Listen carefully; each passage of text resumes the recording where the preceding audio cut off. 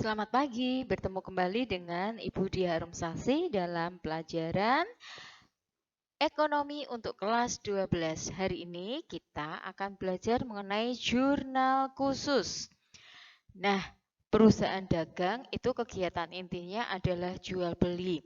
Dari apa yang sudah kalian pelajari, sebenarnya kita tahu bahwa karakteristik utama dari perusahaan dagang adalah membeli dan menjual kembali barang dagangan itu tanpa mengubah bentuknya sama sekali. Nah, yang perlu kalian tahu nanti ketika dalam melakukan kegiatan operasional yang berupa jual beli ini bisa dilakukan secara tunai dan kredit. Tunai artinya berarti perusahaan mengeluarkan uang kas secara langsung dan memperoleh barang secara langsung. Sedangkan ketika kredit, kemarin sudah disinggung bahwa ketika membeli barang, kita bisa memperoleh barang dan menikmati, tetapi dilakukan tidak mengeluarkan uang cash atau uang kas, melainkan pembayarannya adalah dilakukan dengan tempo tertentu. Demikian pun ketika perusahaan dagang ini menjual barang. Ya, jadi ketika dia menjualnya cash atau tunai, jadi barang yang keluar akan langsung dihargai atau diganti dengan sejumlah uang tertentu sebagai pembayaran. Sedangkan ketika dia menjual secara kredit, ya, maka barang yang keluar itu tidak segera memperoleh uang, melainkan nanti ada tempo pembayaran dengan syarat-syarat pembayaran tertentu seperti yang sudah kita pelajari pada minggu yang lalu.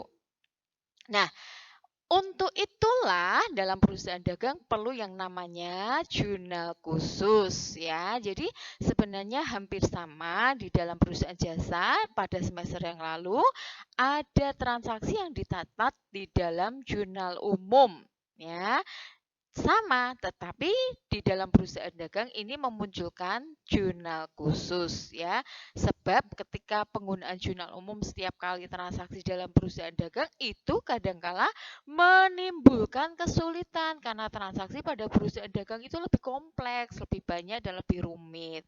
Maka perbedaannya kalau dalam perusahaan jasa itu hanya menggunakan jurnal umum saja sebab biasanya dalam perusahaan jasa itu perusahaannya hanya berskala kecil, sedangkan dalam perusahaan dagang itu dibutuhkan yang namanya jurnal khusus sebab skalanya itu cenderung lebih besar dan memiliki frekuensi transaksi yang banyak. Jadi, dengan jurnal khusus ini akan ada harapan yang dicapai yaitu lebih efektif dalam pencatatannya. Oke, nah sekarang di sini jurnal khusus dan jurnal umum pada perusahaan dagang tadi tujuannya adalah pencatatan lebih efektif dan efisien supaya hemat waktu, tenaga, dan biaya. Jadi, jurnal khusus adalah jurnal yang digunakan untuk mencatat transaksi keuangan yang sering ada sesuai dengan jenis transaksi pada perusahaan dagang. Ya, nah ini kalian bisa melihat lebih jauh perbedaan antara jurnal umum dan jurnal khusus. Dilihat dari bentuknya atau format, kemudian pencatatannya, untuk postingnya. Ya, posting itu berarti nanti ada hubungannya dengan buku besar dan pihak yang menggunakannya. Saya rasa dari perbedaan ini jelas sekali ya. Jadi kalau bentuknya itu otomatis akan lebih banyak pada jurnal khusus. Nanti saya tampilkan di slide berikutnya. Sedangkan kalau untuk pencatatan jurnal umum biasanya hanya berdasarkan kronologi saja. Sedangkan dalam jurnal khusus itu disesuaikan dengan transaksi. Maka tadi transaksi yang sering terjadi pada perusahaan itu. Ya kan? Karena transaksinya lebih banyak itu tadi, maka dibuatkan jurnal khusus supaya lebih efektif. Ya, kalau dari segi postingnya, jurnal umum itu dilakukan setiap transaksi, sedangkan pada jurnal khusus dilakukan pada setiap akhir bulan. Bahkan nanti untuk buku besar pun di dalam perusahaan dagang akan muncul yang namanya buku besar umum dan buku besar pembantu. Ya, nanti saya berikan video pembelajarannya lagi. Lalu dari pihak yang menggunakan, kalau jurnal umum berarti biasanya ada di dalam perusahaan jasa, maka itu transaksinya masih sedikit. Sedangkan kalau jurnal khusus pada perusahaan dagang yang besar, maka itu transaksinya juga lebih banyak dan sering terjadi. Nah, sekarang sampai pada jurnal khusus dan pencatatannya. Jadi di dalam perusahaan dagang itu ada 4 jurnal khusus. Ya, pembedaan ini tadi sudah kita singgung bahwa tadi jual beli dalam perusahaan itu kan bisa secara tunai dan secara kredit. Maka di sini jurnal khususnya dibagi menjadi 4, yaitu jurnal pembelian, jurnal pengeluaran kas, jurnal penjualan, jurnal penerimaan kas. Ya, dan yang terakhir ada jurnal umum atau yang disebut jurnal memorial. Sama seperti dalam perusahaan jasa, tetapi jurnal umum di sini nanti digunakan untuk mencatat retur. Ya, retur itu bisa nanti retur pembelian ataupun retur penjualan karena ada barang yang rusak atau tidak sesuai dengan pesanan ya. Jadi jurnal pembelian nanti bisa digunakan untuk mencatat pembelian yang secara kredit. Lalu kalau jurnal pengeluaran kas berarti mencatat pengeluaran kas atau penjualan yang bisa diterima pembelian yang bisa dikeluarkan secara tunai ya. Sedangkan jurnal penjualan nanti untuk mencatat kegiatan perusahaan yang berupa penjualan-penjualan tetapi secara kredit. Dan kalau jurnal penerimaan kas berarti untuk mencatat seluruh penjualan perusahaan tetapi yang secara tunai. Oke, nah kemudian jurnal pembelian ya. Ini tadi sudah saya jelaskan ya. Jadi nanti ada formatnya. Garis besarnya atau stabilonya adalah kalau jurnal pembelian itu untuk mencatat pembelian secara kredit. Ulangi ya, secara kredit. Jadi jurnal pembelian ini untuk mencatat yang bersifat kredit. Nah, ini adalah formatnya ya. Maka di sini akun dalam jurnal pembelian muncul pembelian di sebelah debit ini dan karena membelinya itu kredit menimbulkan utang maka muncul utang di sebelah kredit. Itu mengenai jurnal pembelian. Next, di sini jurnal pengeluaran kas ya. Jurnal yang digunakan untuk mencatat transaksi yang berkaitan dengan pengeluaran uang tunai ya. Stabilonya pengeluaran uang tunai. Ya, untuk apa saja mengeluarkan uang itu? Mengeluarkan uang bisa untuk membayar gaji pegawai, membayar utang, membeli barang secara tunai, membeli aset secara tunai. Nah, itu karena mengeluarkan uang kas langsung maka disebut sebagai jurnal pengeluaran kas. Dan inilah bentuknya ya. Ini saya memang contohnya saya ambil dari Google. Jadi memang seperti ini. Nanti kita akan latihan soal menggunakan worksheet dan ada transaksinya. Nah, adapun pengeluaran kas ini ya formatnya demikian, masih debit dan kredit. Ya, pembelian utangnya itu bisa berada di sebelah debit dan kreditnya adalah kas ataupun potongan pembelian. Kas itu karena kita mengeluarkan uang kas secara langsung, jadi kas berkurang, maka letaknya di sebelah kredit. Ya, oke, itu nanti saya detailkan dalam video pembelajaran selanjutnya. Ya, next di sini ada jurnal penjualan. Jurnal penjualan adalah jurnal yang digunakan untuk mencatat transaksi penjualan secara kredit. Oke, stabilonya adalah penjualannya secara kredit. Jadi, perusahaan ini biasanya menjual satu barang tetapi dia dibayarnya ada jatuh tempo atau tidak langsung dibayar ya. Maka menimbulkan karena dia mengutangi orang lain atau mengutangi pihak lain maka menimbulkan yang namanya piutang dagang.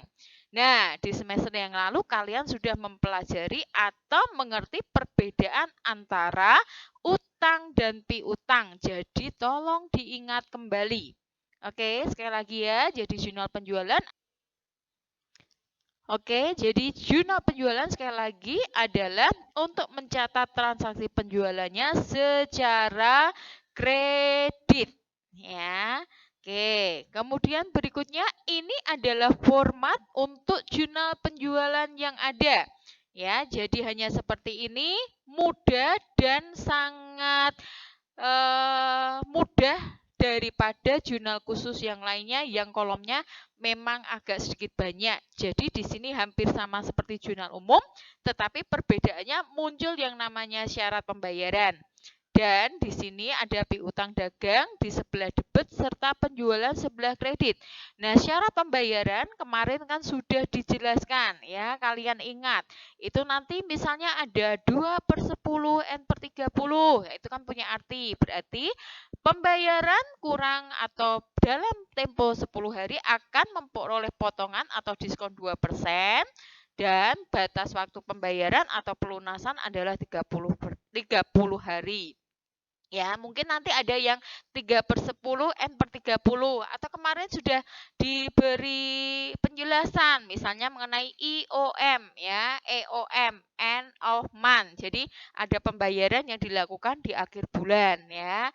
Oke, terus nanti ada yang namanya receipt of good, ya. Jadi pembayaran itu ketika ada penerimaan barang. Nah, itu ada beberapa syarat pembayaran yang sudah kalian pelajari, tolong diingat-ingat kembali. Dan dalam jurnal penjualan ini dimunculkan kolom tersendiri untuk syarat pembayaran, ya. Oke, nanti saya beri contoh langsung saja melalui video pembelajaran berikutnya mengenai jurnal penjualan yang ada transaksi dan cara memasukkan dalam Excel-nya. Oke, yang berikutnya jurnal penerimaan kas. Jurnal penerimaan kas adalah jurnal khusus yang digunakan untuk mencatat penerimaan uang tunai. Perhatikan. Jadi di sini kuncinya adalah uang tunai. Ya, jadi menerima uang secara tunai. Misalnya di sini adalah karena perusahaan tersebut menjual satu barang tapi secara tunai ada orang bayar, maka masuk dalam penerimaan kas yang artinya menambah uang kas, ya. Nah, untuk transaksi yang jarang itu nanti akan dicatat dalam kolom serba-serbi. Nanti saya beri video lagi mengenai penerimaan kas. Jadi Budiah nanti berencana akan membuat 4 video pembelajaran lagi plus 1 yang jurnal umum. Jadi mengenai 4 jurnal khusus yang sudah langsung ada transaksi dan angka-angka yang masuk di dalam Excel-nya, ya. Jadi Budiah berusaha meskipun PJJ daring, ya, kalian tetap bisa menerima materi dengan maksimal. Jadi semuanya itu tergantung kepada kalian juga untuk mengikuti setiap video pembelajaran dan keinginan atau kerajinan kalian di dalam membaca. Oke, itu saja ya. Nah, kemudian ini adalah jurnal penerimaan kasnya, ya. Dimulai dari formatnya, ya. Di sini sepertinya sama, tanggal keterangan referensi yang sudah, debit kredit sama, tetapi yang ada di sebelah debit nanti adalah kas dan potongan penjualan, karena di sini adalah menerima uang tunai secara langsung atau dalam bentuk kas, maka kasnya bertambah di sebelah debit dan potongan penjualan kalau dia menerima. Sedangkan kreditnya adalah nanti berupa penjualannya. Penjualannya bertambah karena dia menjualnya ada penambahan dan di sebelah kredit. Oke, dan yang terakhir adalah jurnal umum atau jurnal memorial, sama seperti yang sudah Budiah jelaskan di semester 1 untuk perusahaan jasa, sama, tetapi di sini poin pentingnya adalah kalau dalam perusahaan dagang ini jurnal umum digunakan untuk mencatat transaksi retur pembelian dan retur penjualan atau kerugian piutang. Jadi, retur ini kemarin sudah kalian pelajari, jikalau membeli atau menjual barang tetapi barangnya tidak sesuai atau rusak atau cacat dan ada transaksi untuk pengembaliannya, maka perlu dicatat. Nah, dalam perusahaan dagang ini dicatatnya adalah dalam jurnal umum. Ya, maka penting sekali ketika kalian kemarin itu memahami terlebih dahulu cara membuat, menganalisis dan mencatat transaksi dalam perusahaan ke dalam jurnal. Ya, kalau yang kemarin kalian belum paham ya aduh, ini nanti juga memang agak kesulitan ya. Tolong mungkin dibaca lagi dan diingat kembali atau diputar lagi video pembelajaran saya yang sebelumnya mengenai jurnal umum. Nah, bentuknya seperti ini. Semoga kalian ingat, ini gampang banget. Hanya tanggal, nama akun, referensi debit dan kredit. Ini bentuk format jurnal umum sama di perusahaan jasa ataupun perusahaan dagang. Nanti yang berbeda adalah pada transaksinya ya. Kalau dalam perusahaan jasa, jurnal umum ini untuk mencatat semua yang berhubungan dengan perubahan posisi keuangan perusahaan, tetapi berdasarkan kronologis karena memang perusahaan jasa biasanya kadangkala bersifat atau berskala kecil, maka hanya ada di jurnal umum. Tapi nanti kalau dalam perusahaan dagang, karena tadi berdasarkan transaksi pencatatannya, maka karena semuanya sudah masuk di dalam jurnal khusus, sehingga yang berupa retur saja dan kerugian piutang, itu tadi yang hanya akan dicatat dalam jurnal umum. Karena yang lain-lainnya sudah masuk dalam jurnal khusus. Oke, itu bedanya ya. Nanti kalau kalian ditanya bedanya jurnal umum yang berada di perusahaan jasa dan perusahaan dagang, harus mengerti. Oke? Oke. Nah, sumber belajarnya saya tulis dari sini. Ya, kalian selamat belajar, selamat mendalami materi melalui browsing dan literasi yang bisa kalian lakukan. Dan tolong tetap semangat walaupun PJJ daring dari rumah saja. Jadi semuanya tetap akan terukur bagaimana kalian mengikuti pelajaran dengan respon yang kalian berikan. Dan akhirnya selamat belajar, semoga video pembelajaran bermanfaat dan sampai jumpa di video pembelajaran berikutnya. Terima kasih. Jangan lupa isi dan cermati semua yang ada di Camilo berkaitan dengan apa yang harus kalian kerjakan. Tetap semangat, tetap sehat. Semoga COVID segera berlalu. See you. Terima kasih.